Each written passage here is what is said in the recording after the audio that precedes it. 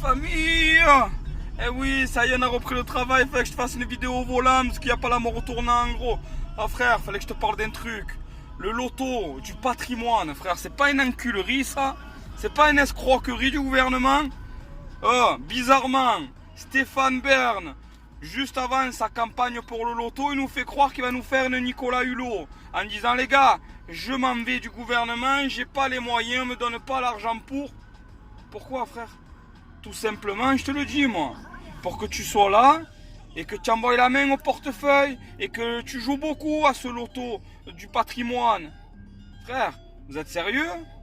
Il compte récolter entre 15 et 20 millions d'euros pour en redistribuer 1,5 million d'euros. C'est très bien. Il va y avoir un gagnant, c'est très bien. À 10 ou 15 euros le ticket, je pense que tu as autre chose à faire, hein, mon frère. Parce que si tu fais ton petit calcul, certes, hein, tu peux plus gagner que l'euro million ou le loto, si tu fais ton petit calcul vite fait.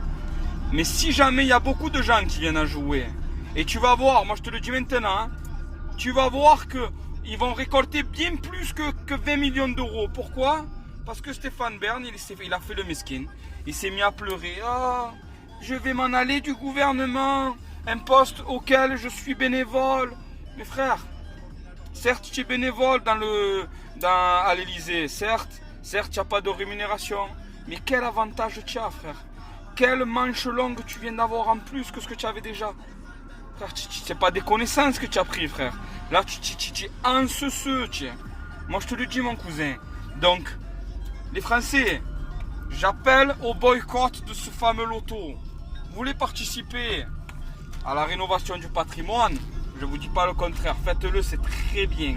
C'est très bien. Même si je trouve qu'il y a eu quand même des petites embrouilles dans ce qu'ils ont raconté à la télé. Parce que j'ai entendu, pour rénover le toit d'une église, il faut... Mais les gars, ce qui paraît, certes, hein, je vous le dis, je suis chrétien, comme ça on ne me rendait pas fou. Mais je suis juste. À la base, les lieux de culte, c'est chacun qui se les paye, frère. Ton toit de l'église, c'est le Vatican qui met la main à la poche. Je te le dis, moi. C'est le Vatican qui met la main à la poche. C'est pas toi. Donc ça, c'est des grosses conneries, je te le dis, moi. Ça, c'est une escroquerie.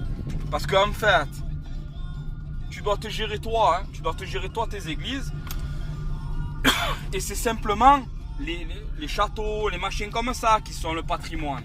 Des murailles de je sais pas quoi, des murailles de Dunkerque, frère. Je sais pas si elle existe celle-là. Mais vu qu'on n'a pas de murailles de Chine en France. Voilà, mais pour moi, je te le dis, gros. Là, il y a une petite embrouille dans tout ça. Alors, je veux pas faire l'embrouille entre ci, entre là. Hein, mais... Faites-le à l'envers, les gars, ne le dites pas. Ne dites pas. Ne dites pas qu'il faut de l'argent pour rénover une église, alors que les lieux cultes, normalement, dans un pays laïque, ne sont pas financés par l'État. Donc voilà, tu sais quoi, mais je ne vais pas vous embêter plus longtemps, frère. Je voulais vous parler un petit peu de ma petite saute d'humeur là que j'ai eu dans le cerveau. Hein.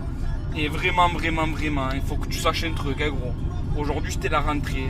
Et une brave enculerie s'est produite devant les maternelles et les écoles. Des gens, ils sont venus, c'était des chiffonniers. Alors, tu sais quoi, j'en ferai une prochaine vidéo pour vous raconter ces pauvres personnes qui viennent et qui, pour eux, la rentrée des classes, c'est rien. Leurs enfants, ils arrivent avec les vieilles claquettes de l'été en fin de carrière. Hein, ils arrivent, ils sentent encore l'oreiller, ils sentent la couette bien chaude en plein été. Imagine-toi cette odeur des pauvres petits de 3-4 ans. Bon, bref, je vais t'embrasser, gros. Hein, et n'oublie pas, pouce en haut, pouce en bas, tu fais un peu ce que tu veux. T'abonner, tu fais un peu ce que tu veux, je m'en fous, frère.